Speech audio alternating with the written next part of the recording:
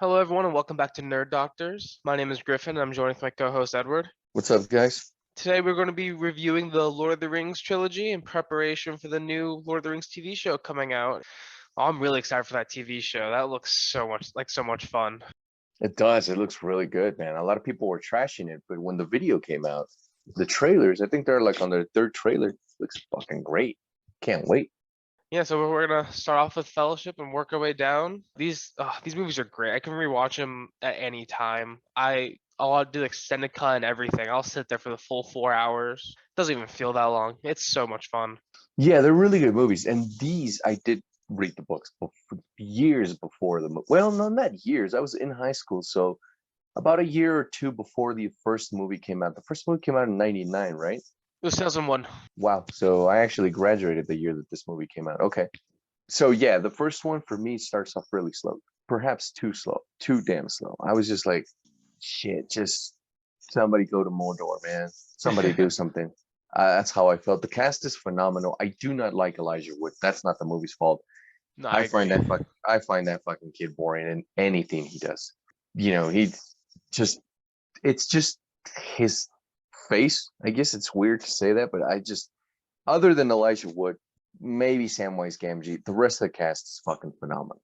It's a great movie. They go all over New Zealand and God knows where else, and the scenery is just phenomenal. I love how it makes New Zealand such a tourist destination because the entire town of Hobbiton is still built in New Zealand. And I want to go. That sounds like so much fun. That does sound like fun. Lord of the Rings in New Zealand just looks absolutely gorgeous, and it just looks like so much fun as they're running through all the hills. It just makes me want to go do it. It just looks so cool. There is an excessive amount of walking in these movies, as Griff said with our, previous video about the Hobbits. There is a particular point in the trilogy where I'm like, fuck, they just walked and walked and walked. Yeah, you're right. They could have taken out some of the walking, but I'm okay with it because there's more just a sense of adventure with it. And the shots just looked so amazing just because of how little CGI was and how it was just New Oh, Zealand. yeah, a hundred But percent. you're right, there's a lot of walking, but that's just how some of his stories were. And like I said with the Hobbit movies, yeah, the walking's less cinematic, but the adventure tale with it and just the how the characters interact and how there's all these plot lines that start to go on, it's just really well connected. And I think that the characters and the overall story with it, yeah, just them going to Mordor, but everything else besides that is just so cool how the entire Middle Earth is just absolutely engulfed by this shadow that is Sauron. Yeah, I thought he was creepy as hell as a villain, and you know, I, the book explains it. It goes into so much more detail. So here you only get kind of a little thing. I'll tell you the things I liked.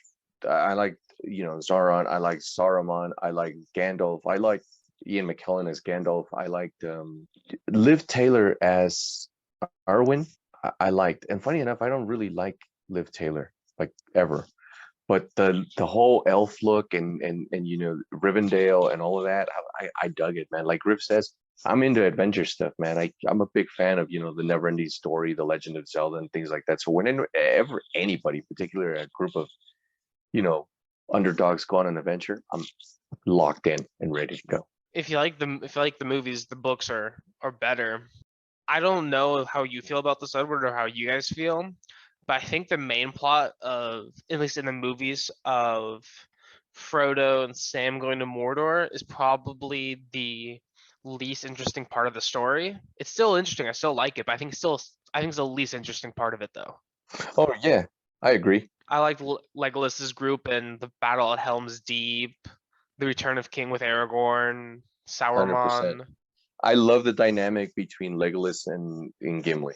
Oh yeah, that's by far my favorite part of the movie. And Aragon's thing going on with Erwin and like her dad like saying you can't be with this dude because he's gonna die and you're fucking immortal, and her saying like fuck my immortality, I'll give it up. And I was like, whoa, bitch, you're really in love. Which one's your favorite movie out of the three? Probably most people pick Return of the King, probably Two Towers. Just and I'm gonna tell you why. The like you said, the Battle of Helm's Deep.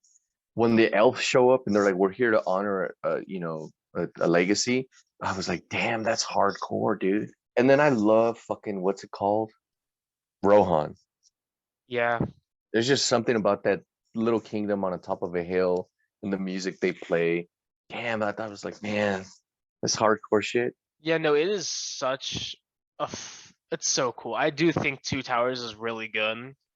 I do think Fellowship's probably my least favorite, but I don't know if I can pick between Return of the King and Two Towers. They're just both of them have such fantastic scenes, like specific scenes in mind, like Helm's Deep, Aragorn's final battle, where they all thought they were just gonna completely die. The speeches, the return to Gondor. There's some really good speeches in this fucking movie, or just dialogue in general that's like really, really good. I could talk about these movies all day. I like them so much. And I think the amount of lore that Tolkien put into it and that we see is just so little in this vast universe. Like how just Gandalf, for instance, has so much more behind him than we see in Lord of the Rings. Yeah, I agree, 100% for sure. But yeah, definitely Two Towers is just the dynamic between Theoden King and his son dying. Oh, that fucking line he says. I still use it to this day when he was like, "No father should ever bury his son." How true is that? I mean, Yeah, no, I think that's the worst thing that could happen to you as a parent. And I'm saying this as a parent myself. Losing your child, that has to be the fucking worst thing ever. You'd be ready for death after that. Like, why would you want to go on? it's hard to even And imagine. it's exactly, man. And then this the guy that plays the king is fantastic. The entire cast, the costume design, the detail that goes into these movies is fucking amazing, man. It is. It's so cool. Like Griff says, King Return of the King is such a good fucking movie. And the way it starts off with, Gollum's origin. Because a lot of people didn't understand that until they saw that movie and they were like, "Oh shit, he was a hobbit." So, it shows that he's really cursed from the moment he sees the ring. His Yeah. friend finds it, and just by looking at the fucking thing, Smeagol's like, "I'll kill for this." And That's the fucked up. yeah, and the ring could pretty much influence anyone. It doesn't. It's no one special or different. It could just be anyone. Yeah, exactly. Well, I will say this: the one thing I didn't like about the Return of the King is, well, there's two things. And I heard that Jack Nicholson actually said this to Elijah Wood. There's too many endings, man. Like I can't. I have to watch it again, and I just rewatched it to pinpoint when does it end? When can I get up and go pee? That and that and it's not something I dislike. It's just I find it funny as hell when they come back from destroying the ring, and Frodo's laying there in his bed with his little like nightgown, and then they all jump in there and have a big fucking slumber party, and it's Samwise and Mary and Pippin. I just thought that I can't help but to laugh at that scene. Because like Gandalf standing there at the door just laughing his balls off. And when I see Gandalf laugh, I just laugh. Yeah. And also, Frodo didn't know Gandalf was alive until that scene. Yeah, and then when it's over, it really does give you that sense of like, oh, okay, it's over. Because you see the decimation of Sauron and his forces, and like it seems like a new age is coming. The elves take off and whatever, and Yeah. so you really do. You're not left with that sense like, oh man, but could he come back? No, he's fucking gone. That's the ring's dead. He's dead. Gollum's dead. It's all over. Yeah. I mean, maybe a new threat will arise, but it's definitely not going to have anything to do with Sauron. But I was left with the feeling of, okay, it's over. I just to me, after Aragorn's crowned and they show up, and I love that scene where the four hobbits show up and they bow, and he tells them, "You bow to no one." It's because of everything they've fucking been through Yeah. and all the valiance that they've shown. For me, it could have ended there, but no. You have another fucking 30 minutes of movie that it just goes, and no scene after that is as good as that scene. That's why, to me, it should have ended there. To me, but because everything else is just kind of like closure. Like, did I really need to see Sam go to his house and have a wife and have children? Not really. I could have imagined he was going to end up with that chick. No, you're right, but like you said, it does give off closure to these characters because they're never coming back, and just saying what they do now also ensures that no one else is going to touch these characters. Until now that a new studio owns them. So They better not. yeah, we can hope. But yeah, so to me, that's it, man. I mean, Yeah. that's where that scene right there cements it all for me. You know, they're at the very top of that big ass castle, and Aragorn gets crowned as king.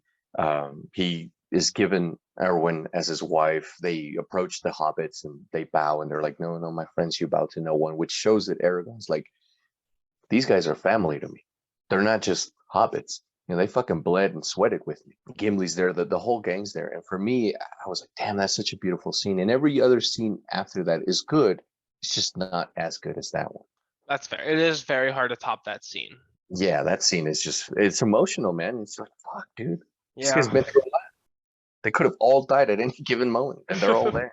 All Pretty fucking, well, much. not everyone there. Those are my thoughts on the Lord of the Rings trilogy, guys. Yeah, no, that's it for me. Thank you guys for watching. We hope you guys join us next time, and we'll have our review out for Rings of Power as soon as it's completed.